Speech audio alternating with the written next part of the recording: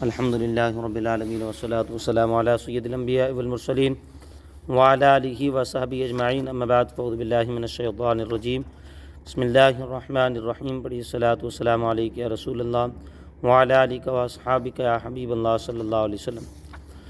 اعوذ باللہ من الشیطان الرجیم، بسم اللہ الرحمن الرحیم۔ افمن كان مؤمنا كمن كان فاسقا لا يستوون، اما الذين آمنوا وعملوا الصالحات فلهم جنات المأوى نزلا بما كانوا يعملون، واما الذين فسقوا فمأواهم النار كلما ارادوا ان يخرجوا منها اعيدوا فيها وقيل لهم ذوقوا عذاب النار الذي كنتم به تكذبون۔ تو کیا جو وہ ایمان والا ہے وہ اس جیسا ہو جائے گا جو نافرمان ہے؟ یہ برابر نہیں ہے۔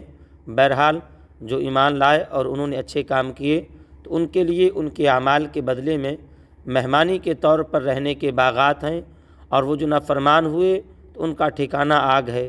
جب کبھی اس میں سے نکلنا چاہیں گے تو پھر اسی میں پھیر دیے جائیں گے، اور ان سے کہا جائے گا اس آگ کا عذاب چکھو جسے تم جھٹلاتے تھے۔ یعنی دنیاوی مال و اسباب اور تیز تراری، مال و دولت، قوت و طاقت جن پر لوگ ناز کرتے ہیں، حقیقت میں تعریف کے قابل نہیں۔ انسان کا فضل وہ شرف ایمان و تقوی میں سے ہے، جسے یہ دولت نصیب نہیں، وہ انتہا درجے کا ناکارہ ہے۔ لہٰذا کافر و مومن آپس میں برابر نہیں ہو سکتے۔ اور کافر اور مومن کی دنیاوی احوال بیان کرنے کے بعد اس آیت سے ان دونوں گروہوں کے اخروی مراتب بیان کیے جا رہے ہیں۔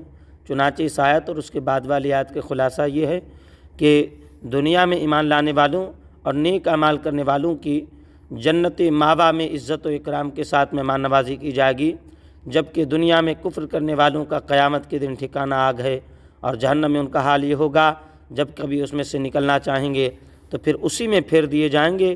یعنی وہ جہنم کے بھڑکتے ہوئے شعلوں میں اتنا اچھلیں گے کہ دوزخ کے منہ پر آ جائیں گے، قریب ہوگا کہ تڑپ کر باہر نکل پڑیں گے۔ فرشتے ان کے جسموں پر گرز مار کر پھر نیچے گرا دیں گے، اور ان سے کہا جائے گا اس آگ کا عذاب چکھو جسے تم دنیا میں جھٹلاتے تھے کہ دوزخ کی عذاب نام کی کوئی شے نہیں ہے، یہ تو صرف لوگ باتیں کرتے ہیں۔ وَلَنُذِيقَنَّهُم مِّنَ الْعَذَابِ الْأَدْنَىٰ دُونَ الْعَذَابِ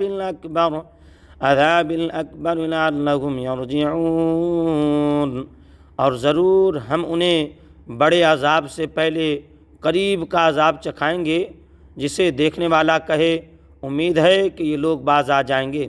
اس سے پہلی آیات میں کفار کو اخروی عذاب کی وعید سنائی گئی۔